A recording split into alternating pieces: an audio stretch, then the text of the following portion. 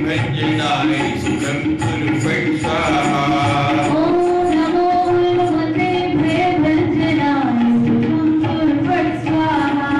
ओम नमो हनुमते भयभंजनाय सुखं कुरु फट् स्वाहा। ओम नमो हनुमते भयभंजनाय सुखं कुरु फट् स्वाहा। ओम नमो हनुमते भयभंजनाय सुखं कुरु फट् स्वाहा। ओम नमो हनुमते भयभंजनाय सुखं कुरु फट् स्वाहा। ओम नमो हनुमते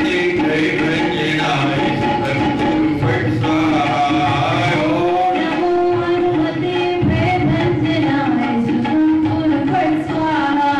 ओम नमो हनुमते भयभंजनाय सुखं कुरु फट् स्वाहा।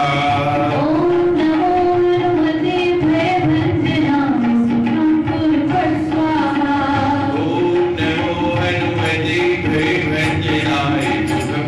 फट् स्वाहा। ओम नमो हनुमते भयभंजनाय सुखं कुरु फट् स्वाहा। ओम नमो हनुमते भयभंजनाय सुखं कुरु फट् स्वाहा।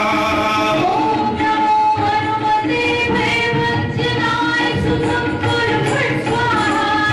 ओम नमो हनुमते भयभंजनाय सुखं कुरु फट् स्वाहा। ओम नमो हनुमते भयभंजनाय सुखं कुरु फट् स्वाहा।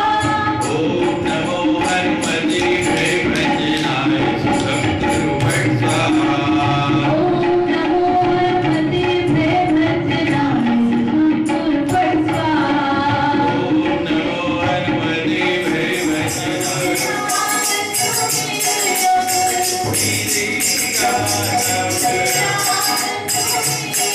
भयभंजनाय सुखं कुरु फट् स्वाहा। ओम नमो हनुमते भयभंजनाय सुखं कुरु फट् स्वाहा। ओम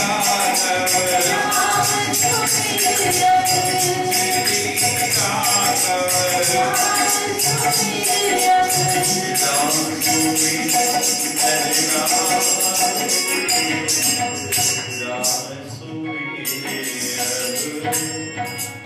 जयकारा वीर बजरंगी हरे हर महादेव।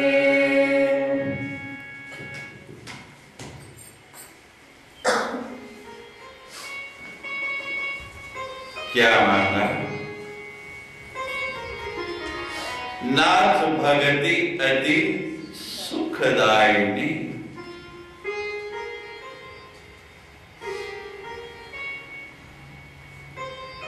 और मांगी कैसे?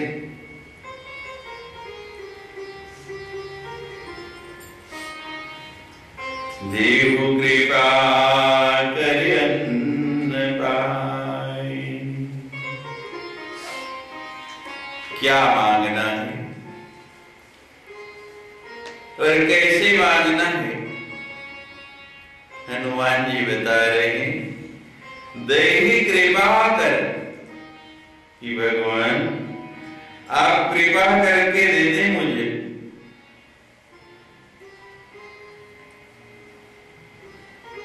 क्यों?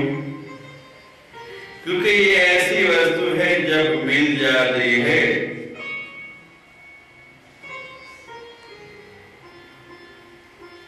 तो कहीं जाती नहीं। अन्न पाइनी है, निश्चल है, ये चलती नहीं। वन वे ट्रैफिक है, भगवान से आपके पास आ जाती है और जब आ जाती है तो फिर स्थिर हो जाती है, जाती नहीं। कि भगवान हर वस्तु संसार की चलायमान है, लेकिन मैं जो भक्ति मांग रहा हूं वो ऐसी दे दिए, नहीं वो आज है और कल नहीं, निश्चल दो बातें आ जाए भक्ति में, निश्चल हो जाए और निश्चल हो जाए, तो सोने पे सुहागा हो जाए। निश्चल आने के बाद जाए नहीं, चले नहीं, और निश्चल ना मैं मांगू और ना तू दे। मैं मांगू तो मुझ में हीनता आए और तू दे तो तुझ में दीनता आए कि मैं बहुत बड़ा देने वाला हूं, तुझे भी यह अभिमान नहीं हो।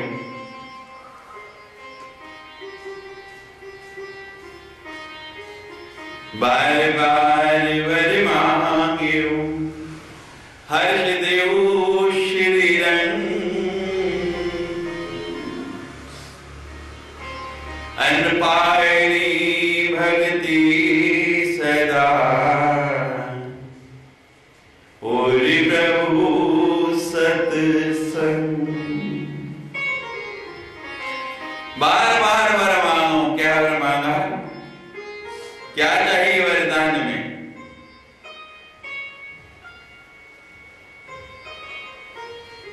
कि अपनी अन्नपायनी भक्ति, और दो भी कैसे भगवान? हर्ष देव श्री रंग, हर्षित होके प्रसन्न होके दे दो।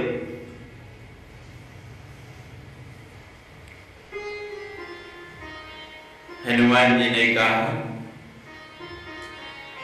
केवल भक्ति, इसके सिवा और कुछ नहीं, आप भी ऋण हो जाएंगे और मेरा भी काम हो जाएगा। इस संसार की सबसे बड़ी संपदा है भक्ति मिल जाए।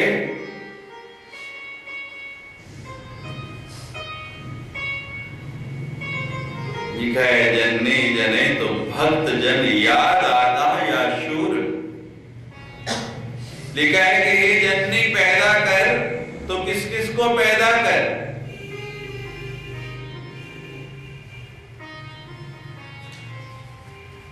या दाता या शूर। लेकिन दाता और शूर से भी पहले किसको ले आए? जन्नी जने तो भक्त जन, यानी दाता और शूर।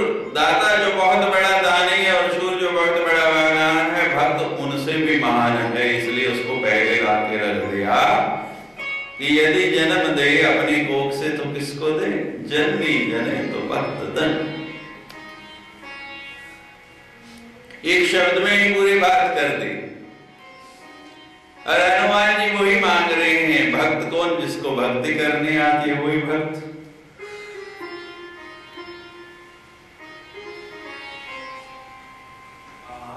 अब मांगा ये सबसे बड़ा महत्वपूर्ण कि कहां मांगना है।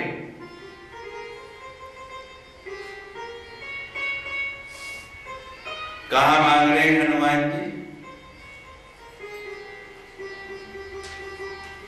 युद्ध क्षेत्र में। युद्ध का बिगुल बजने जा रहा है।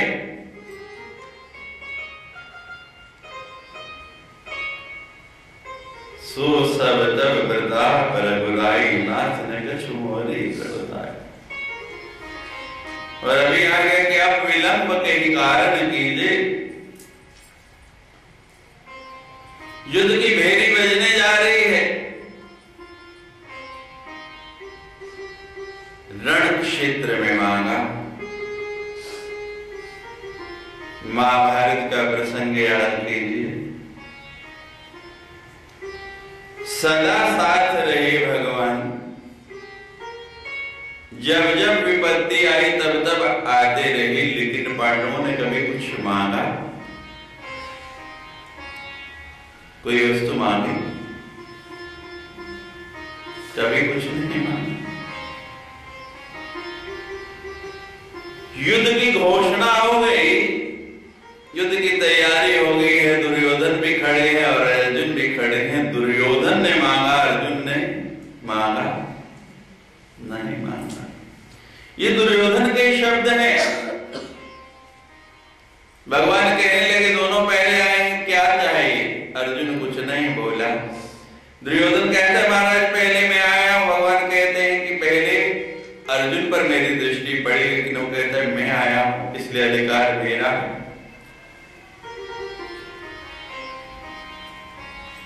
अर्जुन ने तब भी नहीं कहा। भगवान ने नीति के अनुसार कहा कि ठीक है तुम मांगो। 18 अक्षोहिणी सेना सब अस्त्र शस्त्र मांग लिए भगवान से।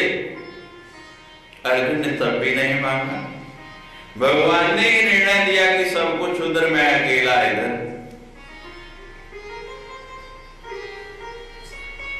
मांगा कहा अर्जुन ने? युद्ध क्षेत्र के अंदर। युद्ध क्षेत्र में गीता का उपदेश दिया भगवान ने, उस समय दिया। अर्जुन ने मांगा कि नहीं भगवान मैं इनसे नहीं करूंगा। या हनुमान जी भी युद्ध क्षेत्र में मांग रहे हैं। जब ऐसी परिस्थिति आ जाए, ऐसे द्वंद्व में आप फंस जाए, जीवन मरण का प्रश्न हो जाए कि अब इसके बिना जीवन गुजरेगा नहीं, तब मांगना। रोज ही हाथ फैला के खड़े रहो, रोज ही मांग। हनुमान जी बड़ा ही सुंदर बोध दे रहे हैं कि कहां मांगना है? रण क्षेत्र के अंदर। और रण क्षेत्र में दो ही बातें होती, विजयी हो गए तो जिएंगे और हार गए क्षत्रिय पीठ नहीं दिखाता।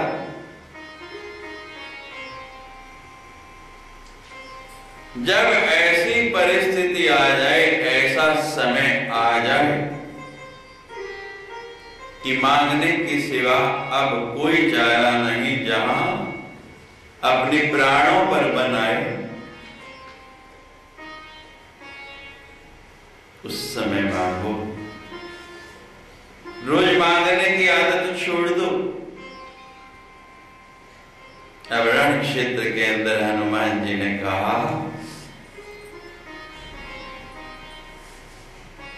बजा दिया, कहां मांगना चाहिए?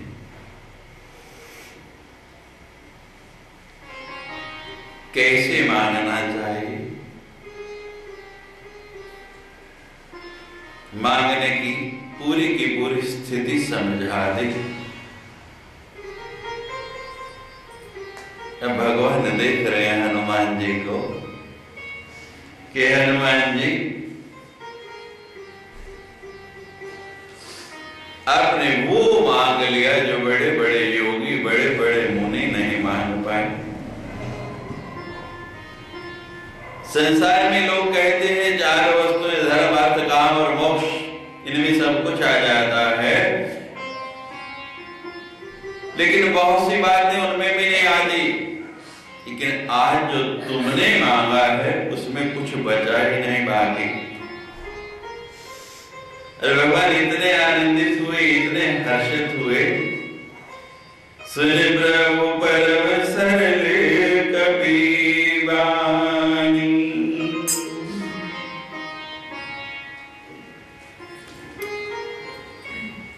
सुन प्रभु हर्ष। भगवान इतने हर्षित हुए,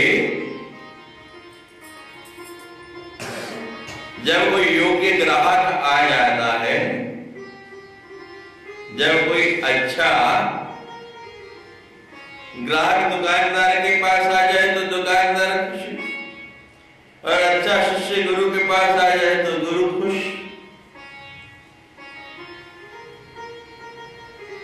और भगवान के पास ऐसा भक्त आ जाए तो भगवान को खुश होना है।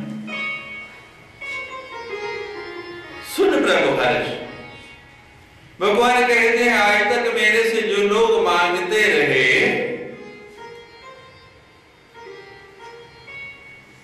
मैं देता रहा, लेकिन ऐसा तो किसी भी ने नहीं मांगा। ऐसा विचारवान, ऐसा विवेकवान दूसरा कोई नहीं है। और हनुमान जी तो हैं। हनुमान चालीसा में पढ़ते हैं, बुद्धि विवेक विज्ञान निधाना। विवेकाधिष्ठित बुद्धि है, और कितनी सरल तरीके से मांगा हनुमान जी ने। सुन प्रभु हर्ष, सरल कपि वाणी। हनुमान जी की उस सरलता को देख के भगवान बड़े प्रसन्न हो गए, और भगवान ने एक क्षण भी देर नहीं लगाई। क्योंकि अभी पिछले दोहे में आप सुन रहे कि भगवान तो बड़े चिंतित हैं कि हनुमान जी का कर्जा कैसे उतारूं, ये कैसे उतरेगा।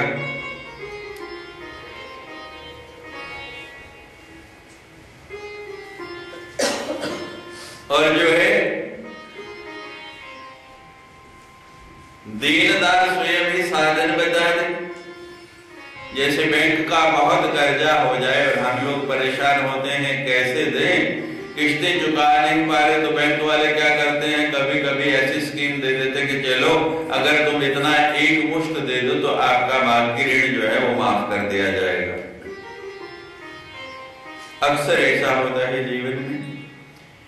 और भगवान देख रहे हैं कि मेरे को तो कोई बात ही सूझ नहीं पा रही थी। मैं तो सोच रहा था कि अभी कब रावण पर विजय होगी,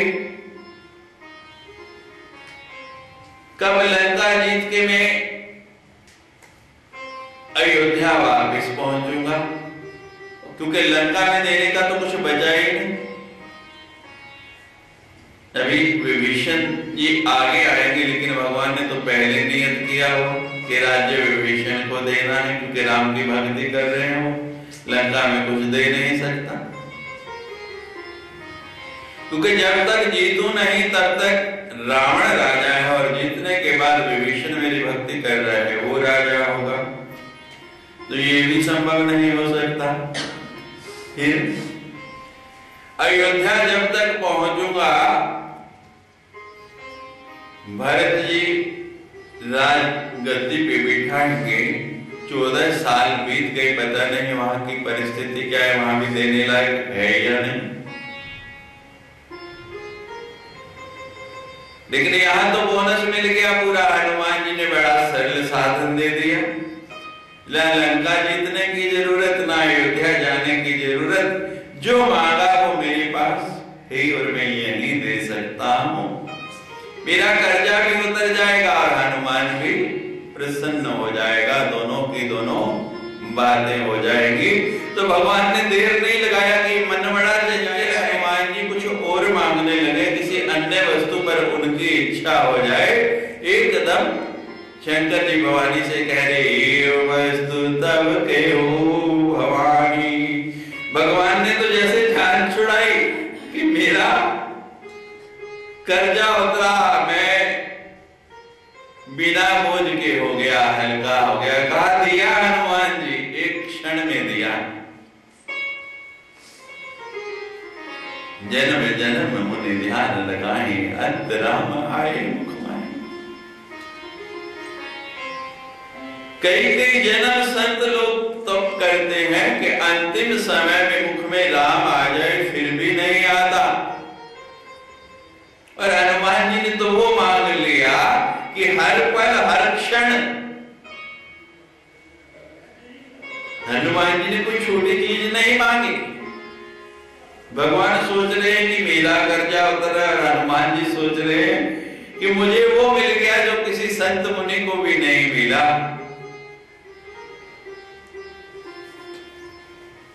दिन में हमारे स्वामी जी बड़ी सुंदर चौपाई सुना रहे थे रामचरितमानस की, कि वो आप ही मति जो है भ्रमित कर देता है, मति को घुमा देता है, और भगवान मति घुमाई देते। अंत समय मति में आने ही नहीं देते, ऐसी मति भ्रष्ट हो जाती है। भरत जैसा विद्वान जो है वो भी मृग के मोह में फंस गया, और अंत में वही कहते मरा, अगले जन्म में मृग बनना पड़ा। तो हनुमान जी ने तो यही मांग लिया कि मेरी मति जो है भ्रमित नहीं हो, अंत तक मेरी मति इसमें स्थिर रहे, और मैं आपका नाम अन्न पायनी भक्ति, जो योगी नहीं पा सकते, वो हनुमान जी पा गए। और भगवान ने बड़े प्रसन्न होके, बड़े आनंदित होके शंकर जी पार्वती को बता रहे हैं कि देखो, और शंकर जी बताते बताते पार्वती को इशारा भी दे रहे कि हनुमान जी कौन है, रुद्रावतार। मेरे ही अवतार है ना, तभी इतने समझदार हैं, तभी ऐसा वर मांगा।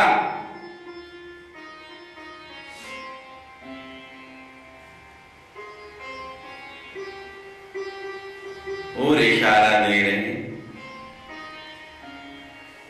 पार्वती मैंने तुमसे कई बार कहा, सहस्त्र नाम तुल्य राम नाम वरानन। एक भगवान का नाम जो है 1000 नाम लेने के बराबर है। तो बता रहे हैं मैं उस नाम की महिमा ऐसे ही नहीं करता। देखो हनुमान जी ने भी आज क्या मांगा। तो बड़ी सुंदर इस कथा को आगे बढ़ाते। उमा राम सुभाऊ जी जाना, ताई भजन तजी भाव ने आना। और भवानी का विश्वास दृढ़ कर रहे हैं, भवानी को और पक्का कर रहे हैं। भोलेनाथ कहते हैं उमा राम स्वभाव जी जाना। हे उमा, जिसने राम का स्वभाव जान लिया, हम व्यक्ति को जान लेते हैं, ये बड़ा सरल है। किसी व्यक्ति से जान पहचान बनाना बहुत सरल है, लेकिन उसके स्वभाव को जान पाना ये बहुत कठिन है।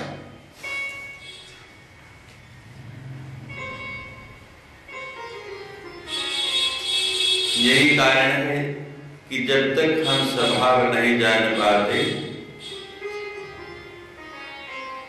छोटी छोटी बातों में वैमनस्य हो जाता, विषाद हो जाता, आपस में झगड़ा हो जाता। स्वभाव नहीं जब तक समझे। अब हनुमान जी तो स्वभाव समझ गए, भगवान का स्वभाव कैसा है वो जान गए कि भगवान जब तक चाहते हैं तो अपना बनाए रखते, और जब नहीं चाहते तो अपने से दुराव भी कर देते हैं। इस स्वभाव को भगवान के वो जान गया। नारद के साथ भी यही हुआ। उस जैसे ब्रह्म ज्ञानी भी थोड़ा सा आम आया, भगवान ने कैसे दूर कर दिया। लेकिन शंकर जी बता रहे हैं कि तुमने मेरा स्वभाव नहीं जाना तो स्वतः ही मेरे से भी दूर हो गए। उमा राम स्वभाव जे जाना। हे उमा, जिसने स्वभाव जान लिया, ताहि भजन तज भाव ने आना। वो उसका भजन छोड़ के दूसरी बात करता ही नहीं। भजन का मतलब क्या? भजन का अर्थ क्या है? भजन रोज गाते हैं आप, रोज बोलते हैं। भजन का अर्थ क्या है, भाव क्या है? कभी ये भी विचार किए भजन शब्द कैसे बना?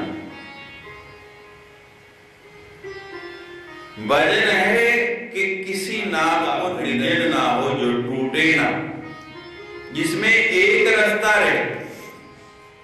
जब हम बातचीत कर रहे हैं उसमें लय का कोई महत्व नहीं है, ताल का कोई महत्व नहीं है, हम जैसे मर्जी बोलते हैं। और जब भजन गा रहे हैं थोड़ा सा भी स्वर आरोह या अवरोह हुआ तो कैसे टूट जाता। तो भजन कहा गया है कि जिसमें एक रास्ता आ जाए, जो एक तार जैसा बजता रहे, जिसकी गति जिसकी लय कभी टूटे नहीं, वो भजन। खाली गाना ही नहीं, भजन बहुत ऊंचा शब्द है, भजन को समझना है। भजन गाते गाते हम स्वयं भजन हो जाएं, उसमें ऐसे लय हो जाएं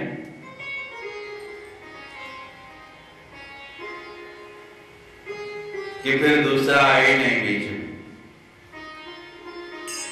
जहां दूसरा आता है तभी टूटती है न लय, नहीं तो बड़ी सुंदर चल रही।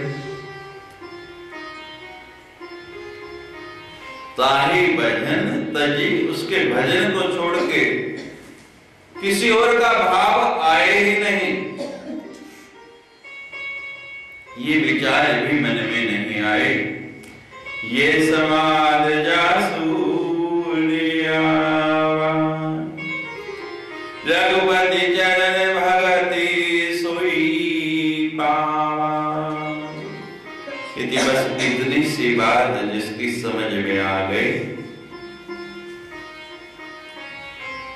भगवान भोलेनाथ बोल रहे हैं भवानी से कि पूरे सुंदर कांड के बिल्कुल मध्य में लगभग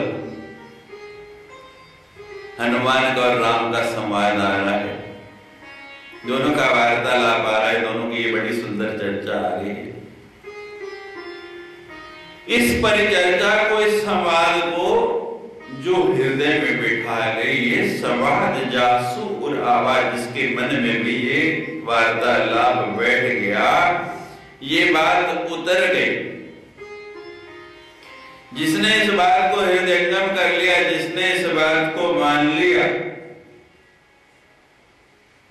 कहना बड़ा सरल है, मानना बहुत कठिन है। रघुपति चरण भगति सोई पावा।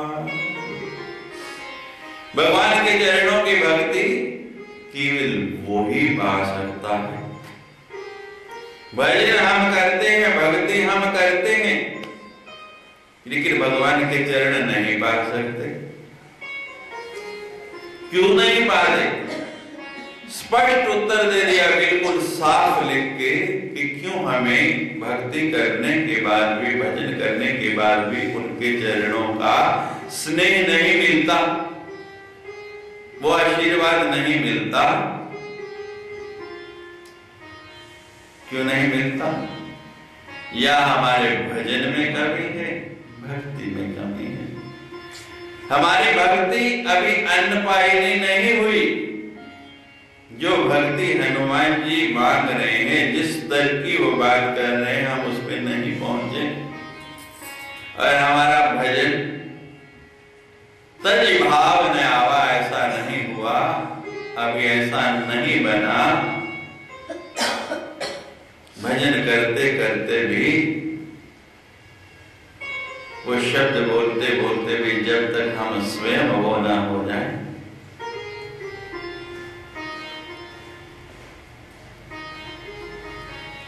स्वराष्ट्र की संत हुई है जननबाई।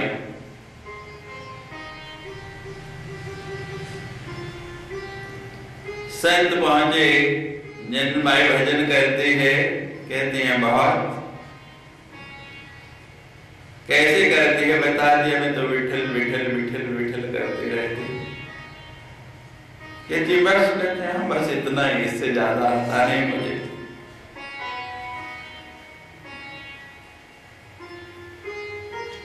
संत कहते हैं देखो मैं बताता हूं कैसे होता है। संत ने विठल बोला तो जितने रोम थे ना, उन रोमों से आवाज आने लगी, विठल विठल विठल।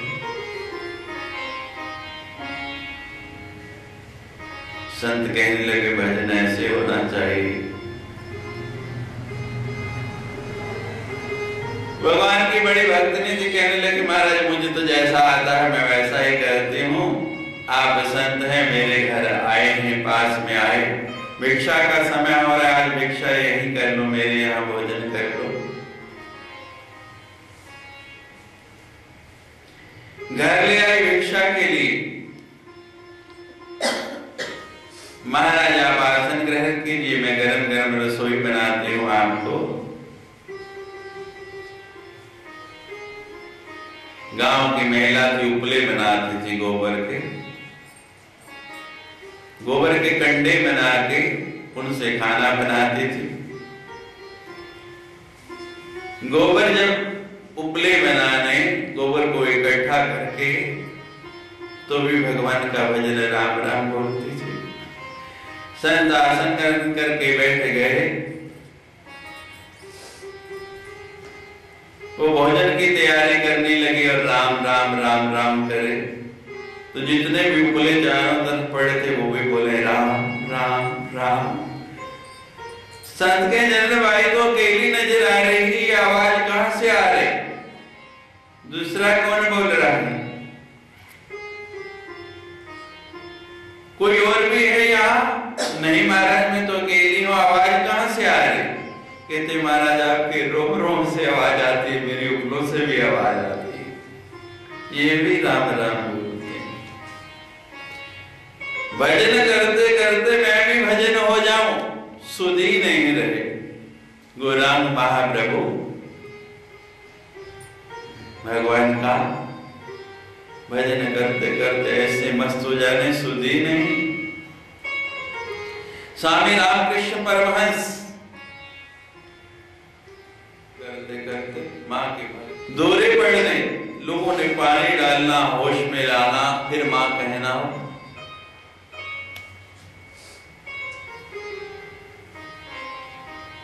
ताही भजन तज भावना।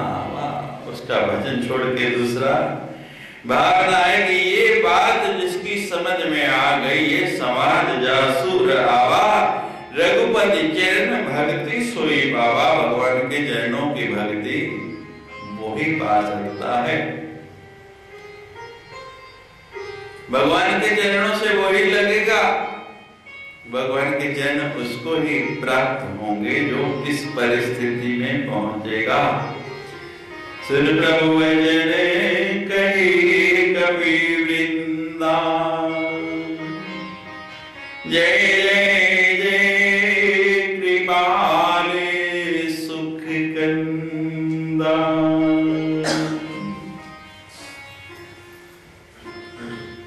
जब ऐसे सुंदर वचन सुने हैं भगवान के, भगवान ने जैसे ही कहा एवं वस्तु, कि ऐसा ही होगा, जितने मानव थे वो तो नाचने लग पड़े, कूदने लग पड़े कि आज हमारा जो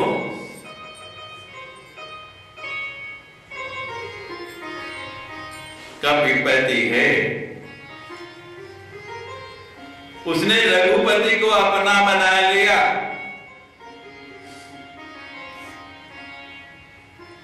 जो हमारे पति का बन गया वो हमारा हो गया। कहते कपिपति को रघुपति को अपना बना लिया। आज हनुमान जी ने अपना बना लिया, भगवान ने कह दिया कि वही होगा। इतने हर्ष हुए, इतने प्रसन्न हुए, पूरे का पूरा जो उनका झुंड था, समूह था, जोर से जय घोष करने लगा भगवान का। जय जय जय कृपाल सुख कंदा।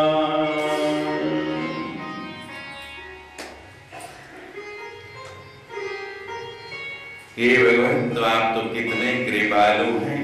हम वानरों पर भी, इतने छोटे जीवों पर भी आपने इतनी कृपा की, इतना स्नेह दिया। तब रघुपति कपिपति बुला, कहा चले कर करहु।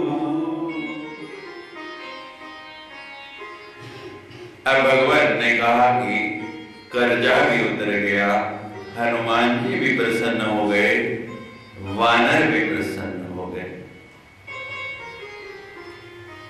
युद्ध के लिए जाना है, जो सबके अंदर जोश आना बहुत जरूरी है। यदि जोश नहीं, अंदर से ही उत्साह नहीं, तो हम आगे नहीं बढ़ पाएंगे। तो भगवान ने पहला कार्य यही किया, स्वयं आनंदित हुए। जो समाचार मिला उससे स्वयं आनंद में हुए। आपको बता रहे थे कल कि गुरु के पास चौथी वस्तु क्या मांगनी है? मुस्कान। तो पहले स्वयं आनंदित हुए, मुस्कान में आए, फिर हनुमान जी को आनंदित किया, और अब सारे के सारे जितना कपि समूह है सबका सब आनंदित कर दिया, सब प्रसन्न हो गए।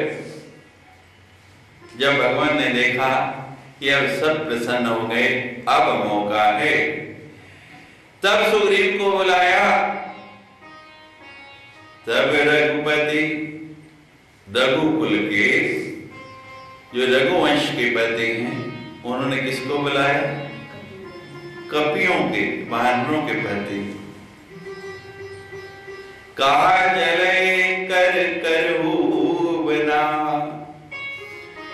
के सुग्रीव जी कहा चले, अब चलने की तैयारी करो, उसकी रचना करो, उसको बनाओ योजना को कि कैसे अब यहाँ से जाना है और किस प्रकार लंका पार पहुंचना है, कैसे युद्ध की तैयारी करनी है।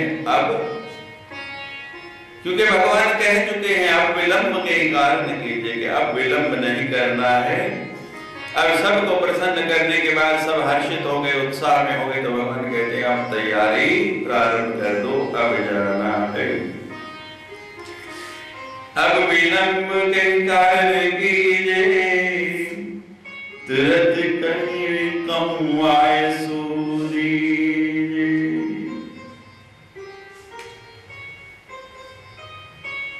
अब कोई देरी करने का कारण नहीं है। सब वानरों को बुलाइए, आदेश दीजिए, आदेश दीजिए कि अब युद्ध के लिए चलना है, निकलना है।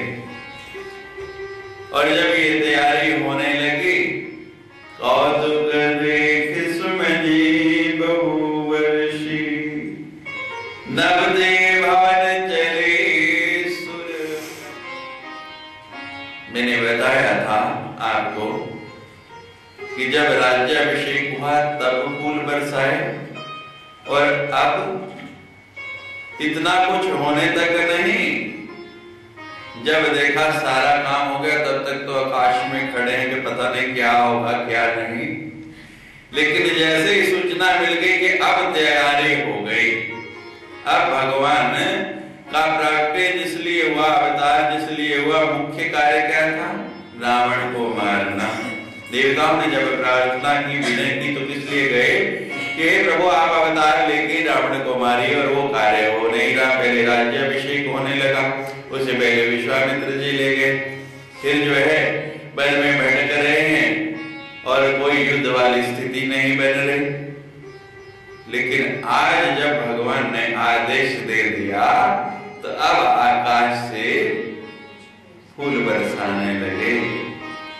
कौतुक देख सुमन बहुवर्षी, नवदे भवन चले सुरहर्षि। आकाश से कहां जा रहे हैं? अपने अपने घर, अपने अपने भवन में। ये नहीं कि हम भी नीचे उतरे और चले भगवान के साथ। कहते हैं हमारा काम हो गया, अब हमारा काम होने जा रहा है, बस ठीक है, अब हमें चलते हैं, जाके आराम करते और भगवान लड़ेंगे। हर व्यक्ति की परिस्थिति यही है, अपनी विपदा आगे भगवान को सुनाई और जाके आप आराम से सुखे हो, तुम लड़ो, तुम करो। कभी बदी में बुलाई आए जूत नाना वन अतुल बल बानर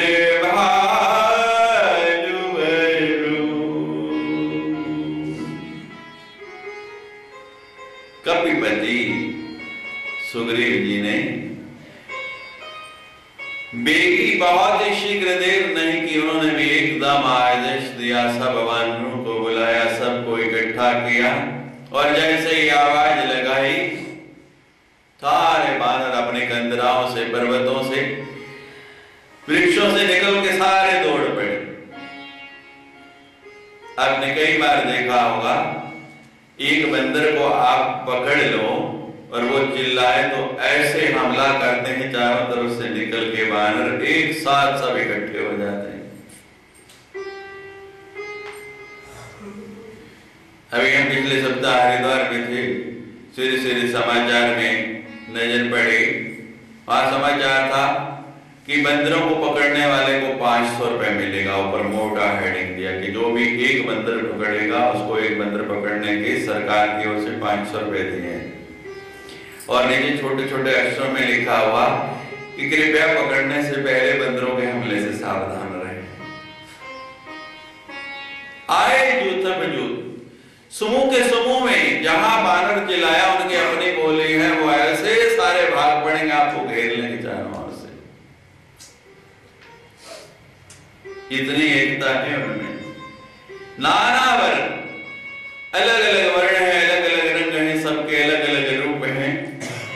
अतुल बल, जिनके बल की सीमा जो है कहीं नहीं जा सकती। ऐसे बानर और भालू चारों ओर से इकट्ठे होकर दौड़ते हुए एक आवाज लगाने पे पहुंच गए। अब ये बानर कैसे युद्ध की व्यूह रचना करते हैं, ये अगला विषय रहेगा। जय गाने विधि जाय कृपा निधि, उतरे सागर तीर, जहाँ तालाबे खान फले, भालू विपल कबीर। जय राम जय Ram Jai Ram, Jai Ram. जय जय राम श्री राम श्री राम जय जय Ram Shri Ram, Shri Ram, Jai Ram. जय जय राम श्री राम श्री राम जय जय राम Shri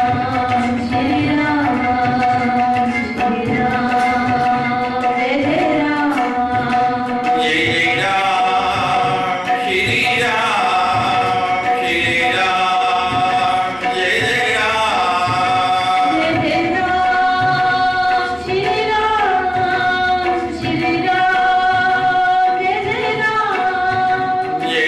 जय जय राम श्री राम श्री राम जय जय राम जय जय राम श्री राम श्री राम जय जय राम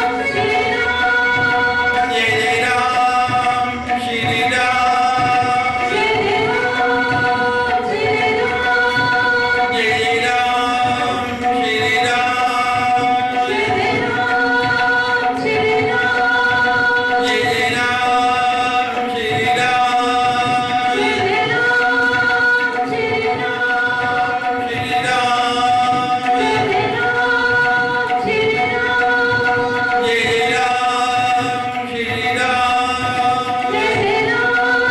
श्री राम जय जय राम श्री राम जय जय राम श्री राम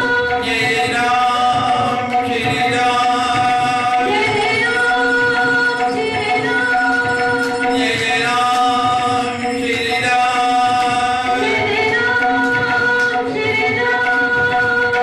राम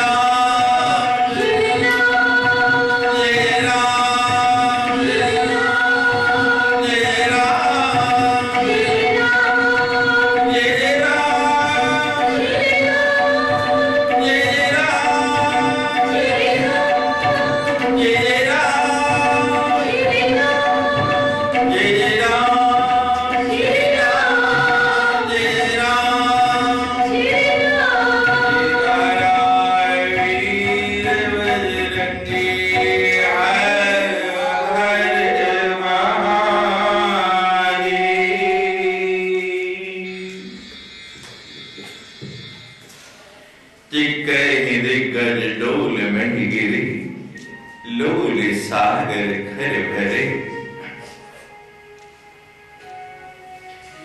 सारे के सारे बानर, भालू रीछ बड़ी भयंकर गर्जना करते हुए और भगवान राम का जय घोष करते हुए जब चल रहे हैं,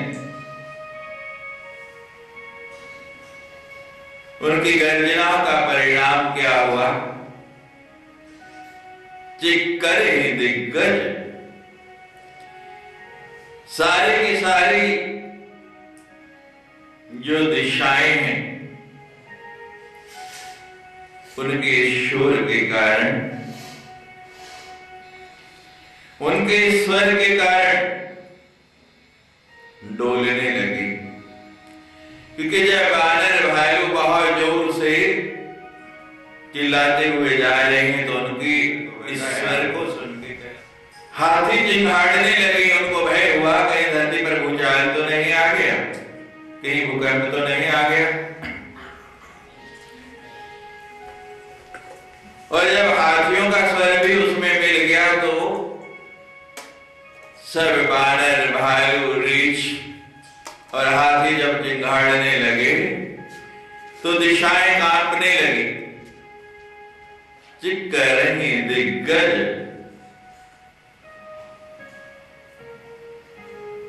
सारी की सारी दिशाएं चक्कर खाने लगी, घूमने लगी कि आज क्या हो गया। डोल में ही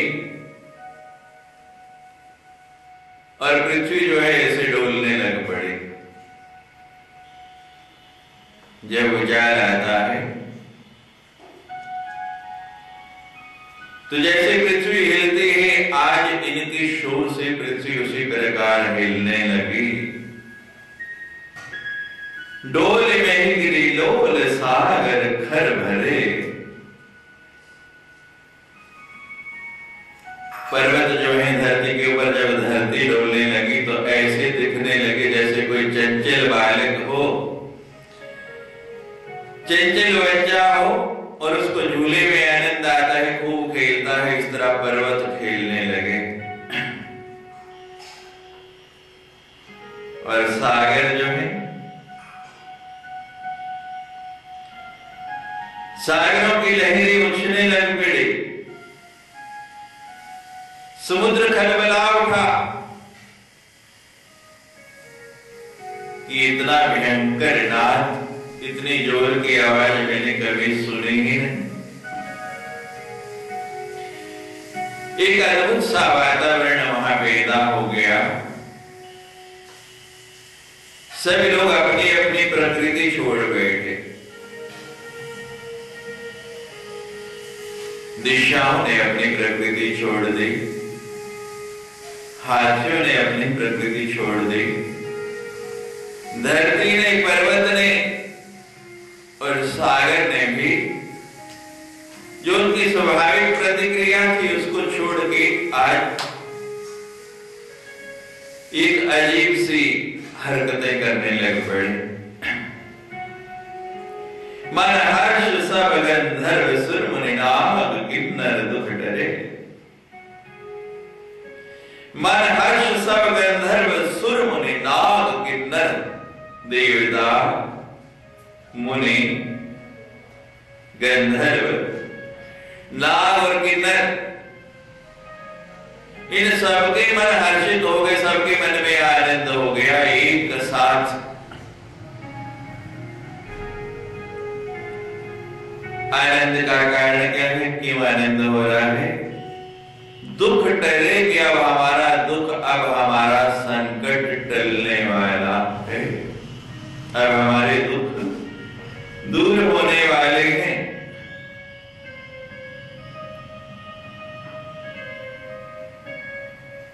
धरती क्यों हिली? जैसे नृत्य करने लगी।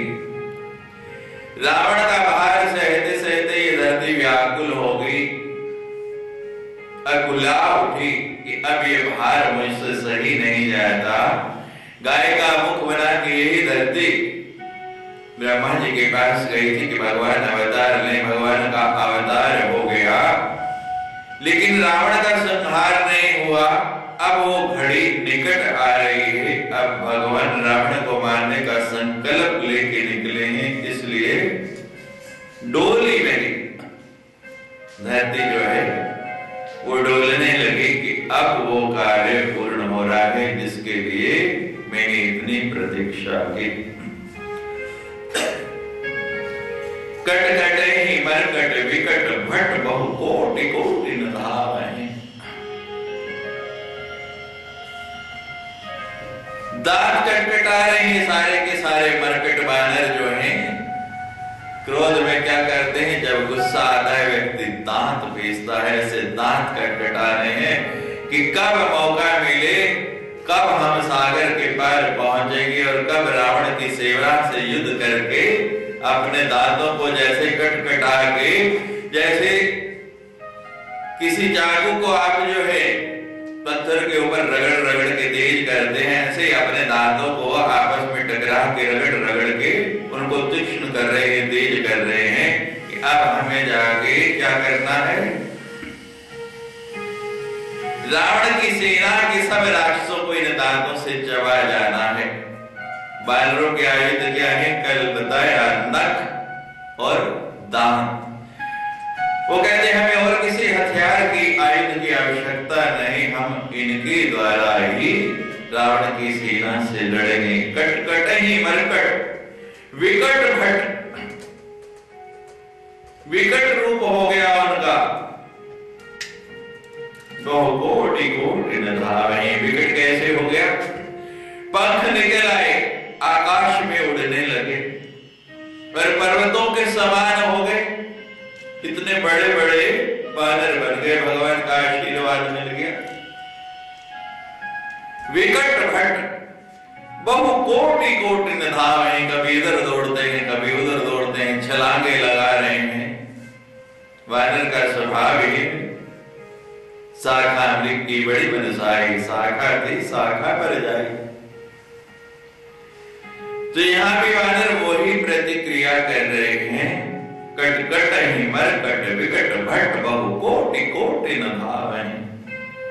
और दौड़ते हुए, हुंकार भरते हुए, चिल्लाते हुए बीच बीच में क्या करते हैं, जय राम प्रगटे प्रताप कोटि गुण गण गावें।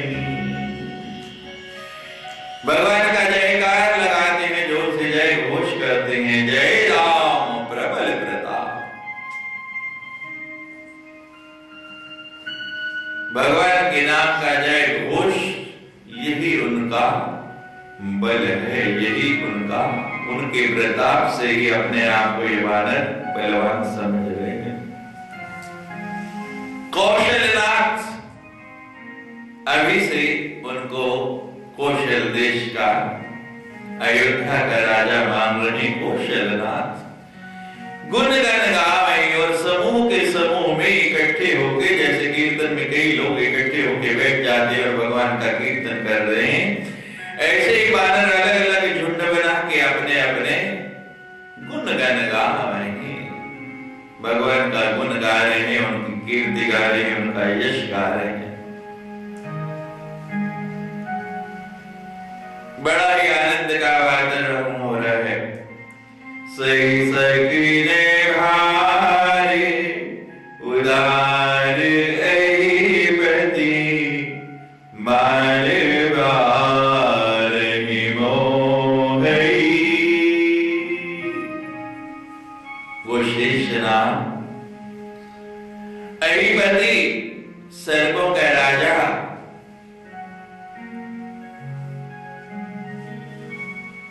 जो पृथ्वी को अपने शीश पर धारण किए रहता है, आज वो भी उस भार को सह नहीं पा रहा। सही सकने भार उदार, जो उदारता पूर्वक पृथ्वी को अपने सिर पर धारण किए रहता है, बार बार मोह में ग्रसित हो रहा है, बार बार मोहित हो रहा है कि आज ये धरती को हो क्या रहा है, ये स्थिर क्यों नहीं हो रही, बार बार डोल रही। बालक आराम से गोदी में बैठा रहे तो उसका भार नहीं लगता, लेकिन जब उछलने कूदने लगे, डोल रही है, आनंद में जैसे झूम रहे हैं। जब धरती को प्रसन्न देखता है शेषनाग अधिपति, तो मोह में हो जाता है, लेकिन क्योंकि स्थिर नहीं है इसलिए बार बार हिलती है सिर पे, तो अकुला जाता है। सही सकिने भारी उदार अधिपति, बार बार मोही, बार बार मोह में फंसता है, बार बार उसको मोह होता है। गिर सने पुनि पुनि कमठ पृष्ठ कठोर सो कि विसो गई।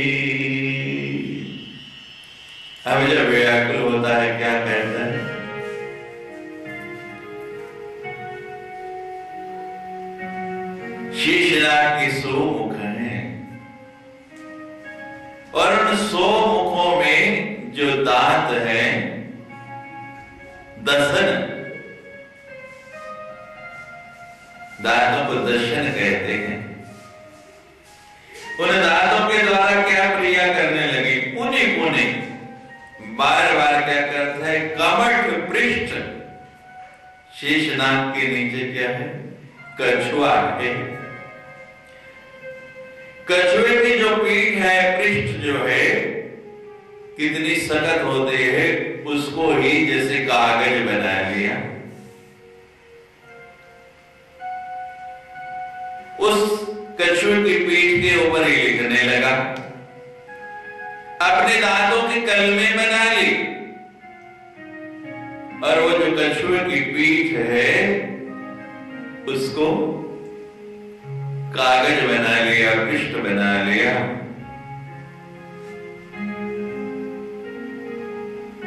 और उस भगवान का गुण लिखने लगा, जिसके कारण सुर मुनि गंधर्व नाग किन्नर सब के सब आनंदित हो रहे हैं, दिशाएं नृत्य कर रही हैं, धरती डोल रही है। कि मिस हो गई।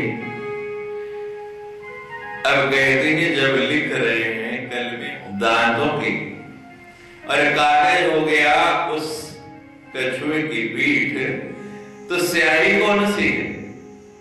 किस स्याही से लिख रहा है?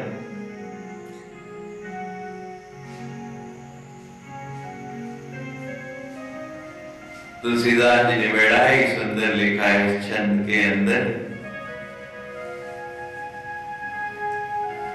यह स्याही कौन सी? समुद्र के अंदर स्याही लेंगे तो स्याही तो धुल जाएगी उसके जल से, और कागज पे लिखा मिट सकता है, लेकिन सर पर आज अहिपति आज कहती कि मुझे ऐसा लिखना है जो मिटे नहीं।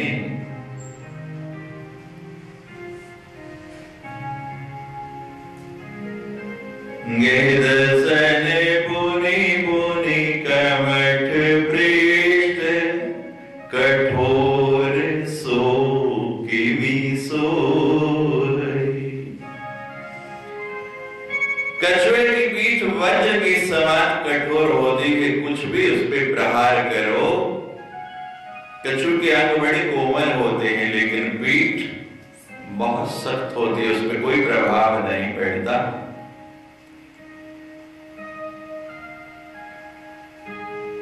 तो कहते हैं मुझे लिखना नहीं, अहिपति क्या करते हैं कि मुझे लिखना नहीं, क्या करना है? दांत बड़े तीक्ष्ण हैं, जैसे कोई शिल्पकार कैसे लिखता है शिलालेख, पुराने जमानों में शिलालेख कहते थे, आज भी खुदाई में पाए जाते हैं। तो जैसे वो शिल्पकार जो है टंकन करता है, छेनी हथौड़ा लेके उसके द्वारा उस पत्थर के ऊपर खुदाई कर देता है कि ना ये कभी मिटेगा ना ये कभी धुलेगा, ये सदा के लिए रह जाएगा। तो आज यही काम कर रहे हैं, जितने 100 मुखों के दांत हैं उनकी छेनियां बना ली, और वो इतना बड़ा कश्यप का जो कागज बना के उसके ऊपर क्या कर रहे हैं? टंकन कर रहे हैं, खुदाई कर रहे हैं लिख के, कि ऐसा आनंद का समय फिर दोबारा होने वाला नहीं है जिसमें पूरे का पूरा ब्रह्मांड आनंदित हो रहा है। इसको मैं ऐसे लिख दूं कि जो कभी मिटे नहीं।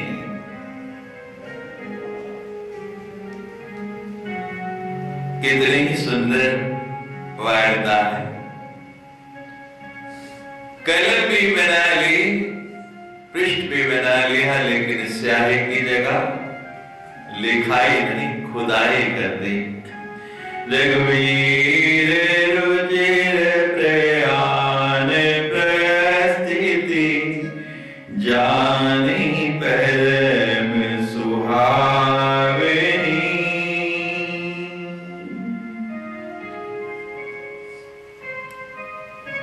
और भगवान का ये बयान, भगवान का ये जाना, भगवान का ये सुंदर प्रस्थान कितना सुहावना लग रहा है, कितना अच्छा लग रहा है।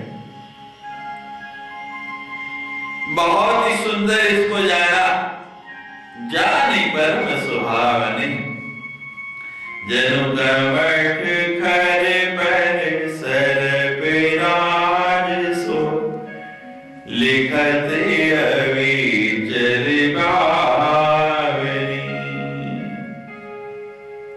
इस पावन कथा को, इस पावन प्रसंग को, इस सुंदर संदर्भ को कछुए की पीठ के ऊपर ऐसे लिख रहे हैं, अपने दांतों को उसकी पीठ में गड़ाते हैं और दांतों के द्वारा उसकी पीठ को खुरच खुरच के ये प्रसंग लिखते जा रहे हैं कि त्रिभुवन में जो भी इसको पढ़ेगा कैसा आनंदित होगा। और लिखा ऐसा कि जो कभी मिटे नहीं, हटे नहीं, समाप्त नहीं हो। लिखत अविचल बावनी। और कश्यप भी बड़ा स्थिर होके बैठा, वो भी हिलता नहीं। जिसके ऊपर भगवान का नाम लिखा जाए वो स्थिर हो जाता है, दृढ़ हो जाता है। जो बड़ा ही सुंदर ये संदर्भ, बड़ा ही सुंदर ये दृश्य हो रहा है। विधि जाय कृपा निधि, उतरे सागर तीर, जहाँ तहारा खान फले, भालू बले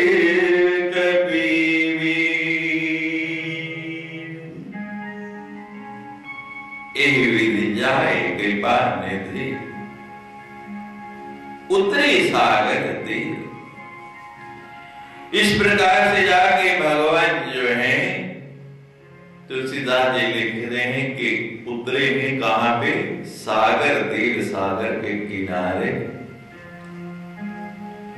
लेकिन उतरे किस पर से है भगवान? किस पर चढ़े? कोई वाहन नहीं था वहां, कोई रथ नहीं था। विधि जाए कृपा निधि, उतरे सागर तीर। भगवान किस वाहन पर आरूढ़ हुए?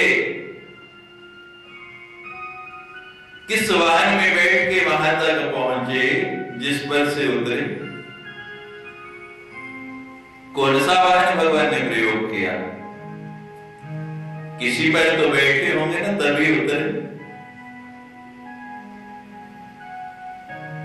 और वहां तो कोई वाहन नहीं। आपने बहुत बार चित्र देखा होगा हनुमान जी के कंधों के ऊपर राम और लखन बैठे हैं। तो जब सेना चली, भगवान को उठा लिया और भगवान वहां जाके उनके कंधों से उतरे। चेलो भगवान तो उतरे, लेकिन वानर और भालू आपने पढ़ा कि पंख निकल आए। कोई मैदान में दौड़ते आए, कोई आकाश में उड़ते आए। तभी तो दिशाएं भी डोल रही हैं कि आज इतने पक्षी एक साथ कहां से आ गए। तो जब देखा कि अब प्रभु रुक गए हैं, सागर का किनारा आ गया है, तो वो भी आकाश से नीचे उतर आए। विधि जाए कृपा निधि, उतरे सागर तीर, जहाँ लागे खान फले, भालू विपुल कबीर।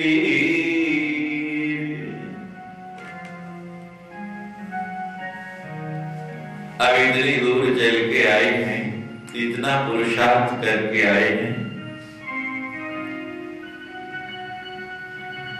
सबको भूख लग गई, सबकी क्षुधा जागृत हो गई। और जब व्यक्ति भूखा है, कोई काम नहीं कर सकता। अब यहाँ पड़ाव डालना है, आगे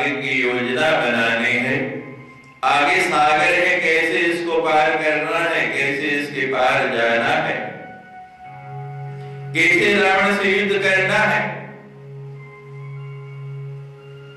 तो पहला काम भगवान ने क्या किया, सबको कहा कि अब तुम जाके अपनी क्षुधा पूर्ति करो, कुछ खा लो, जब पेट भर जाएगा उसके बाद आगे का विचार करेंगे। अब इतने वानर भालू, इतनी संख्या उनकी, एक ही जगह खाते तो फल भी पूरे नहीं आते। तो क्या लिखा, जहां तहां, एक जगह नहीं अनेक जगह पर, जहां जहां जिसको स्थान मिला वहां वहां जाके वो अपनी क्षुधा पूर्ति करने लगा, अपना पेट भरने लगा कि अब अपनी क्षुधा पूर्ति करके उसके बाद जैसे भगवान की आज्ञा होगी वैसा करेंगे, फिर आगे बढ़ेंगे। अब आज यही सागर के तट पर भगवान विश्राम कर रहे हैं, कल उनको आगे बढ़ाएंगे। जयकारा वीर